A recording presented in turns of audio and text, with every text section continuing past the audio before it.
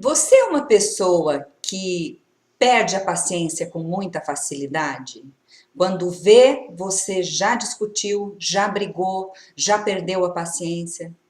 Ou você convive com uma pessoa assim, na sua casa ou no seu trabalho?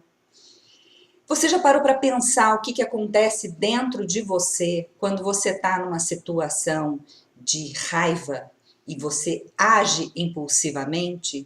Ou numa situação de medo, quando alguém age assim com você, repentinamente explode? Você já parou para pensar o que acontece dentro de você? E você alguma vez já se perguntou o que são emoções e sentimentos? O que isso tem a ver, né? Por que eu preciso saber a diferença entre emoção e sentimento para poder compreender melhor a minha forma de agir? Eu sou Magda Betoni, sou coach de relacionamento e sou coach de empresários, de micro, pequenos e médios negócios.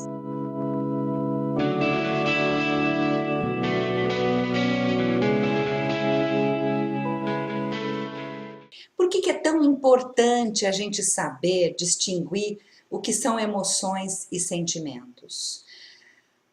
Há uma estatística que diz que as empresas contratam pelas competências, mas elas demitem por conta do comportamento.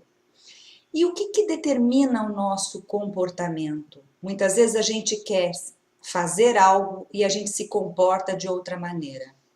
Então vamos voltar lá. O que é emoção e sentimento? A emoção tem um lugar no nosso corpo. Por que ela tem um lugar no nosso corpo?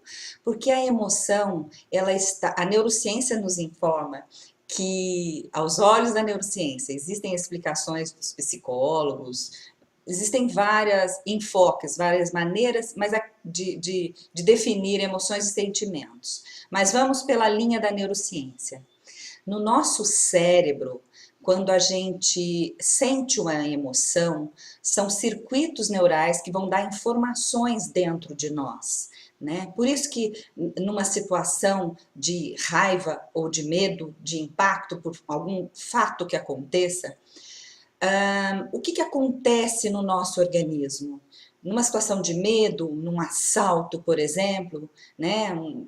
Alguém vem te assaltar, sua pupila vai dilatar, sua boca vai secar, seu aparelho digestivo vai parar nesse momento, né? Às vezes a gente sente frio na barriga, é porque o sangue foi redirecionado para os grandes músculos, o seu intestino para de peristaltar, se ele estiver cheio ele pode soltar, assim como a sua urina, né?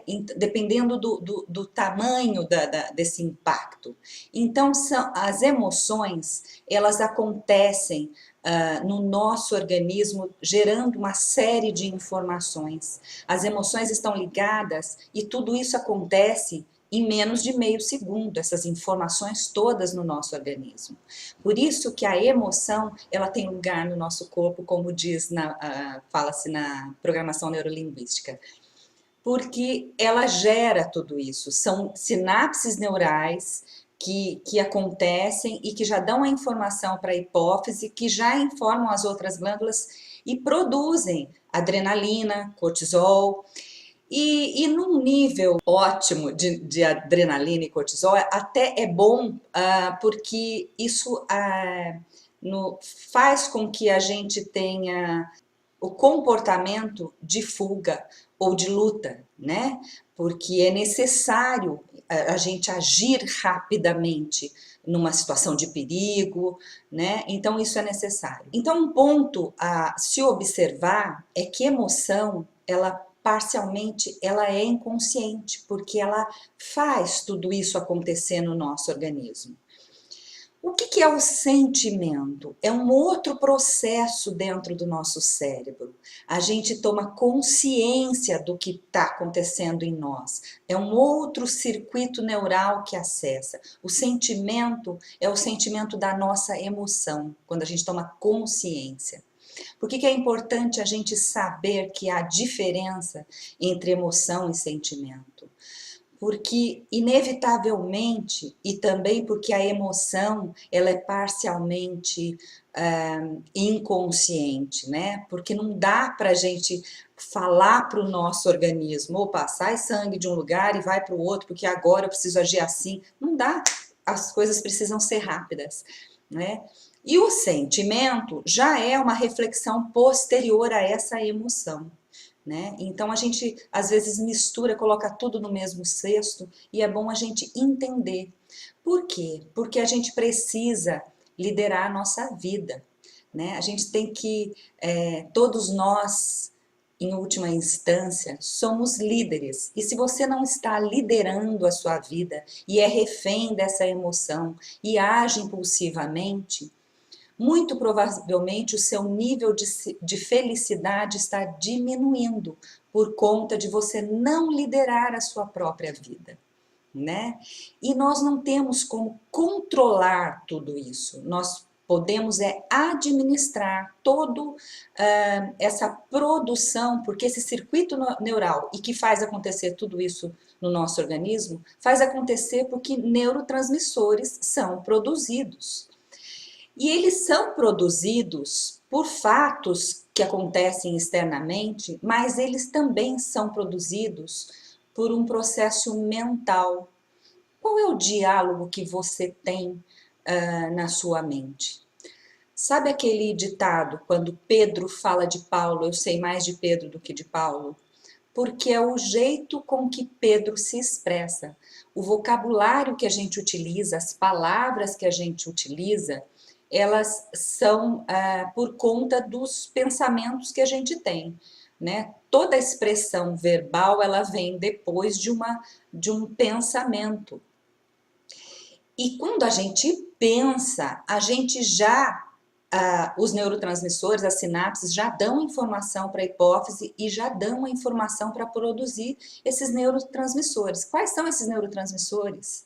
Né? Eu citei a adrenalina e cortisol, mas se a gente tem um diálogo, se a gente tem, utiliza-se de palavras que nos promovem a produção de serotonina, de endorfina, de ocitocina, que são hormônios que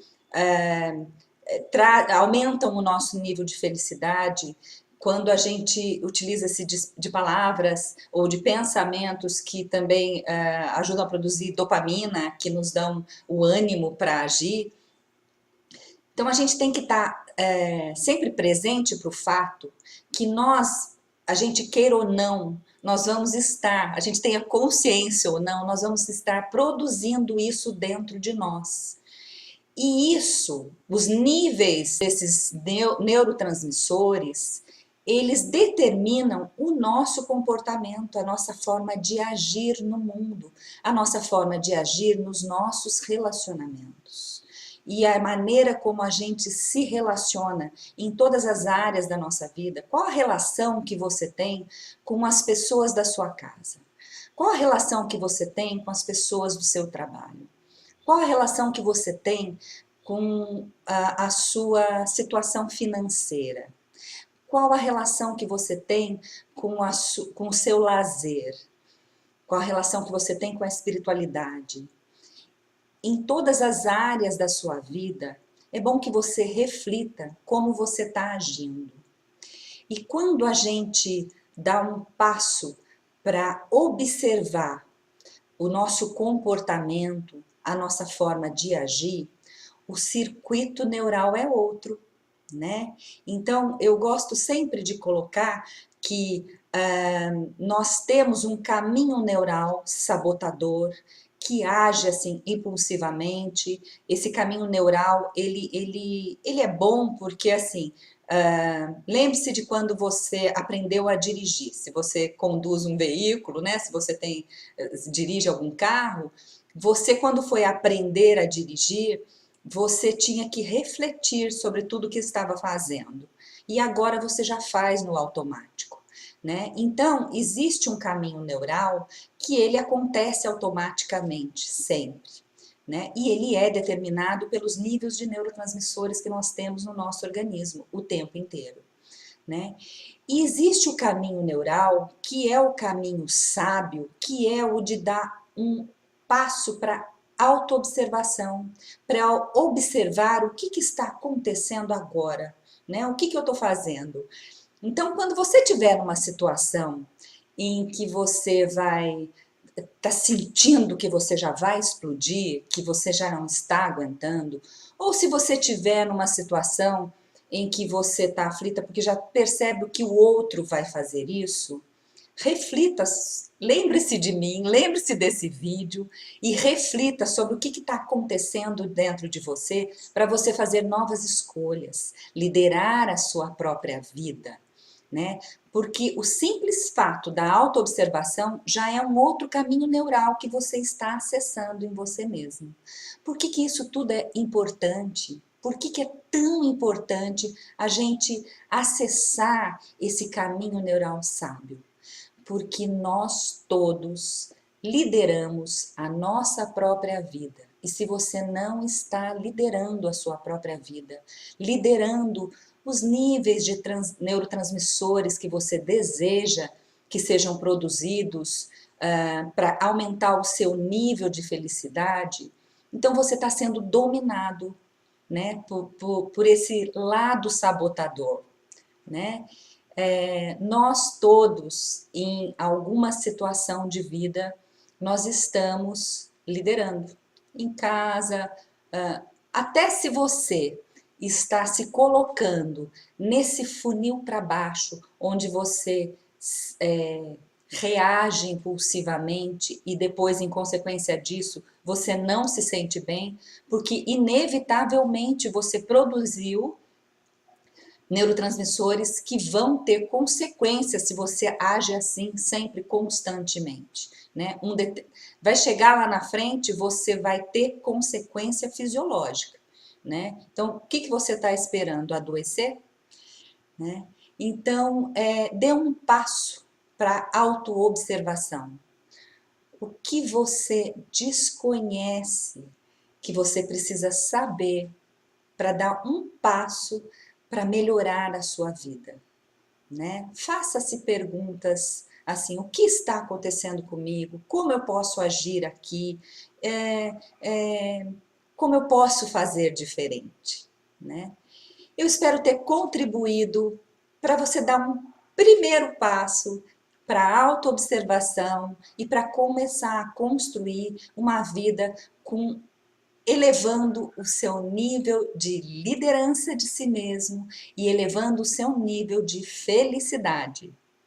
Se você gostou desse vídeo, curte, comenta, compartilha, inscreva-se no canal para que você receba mais conteúdos para melhorar a sua vida, para que você lidere e seja dono de si mesmo. Até o próximo vídeo.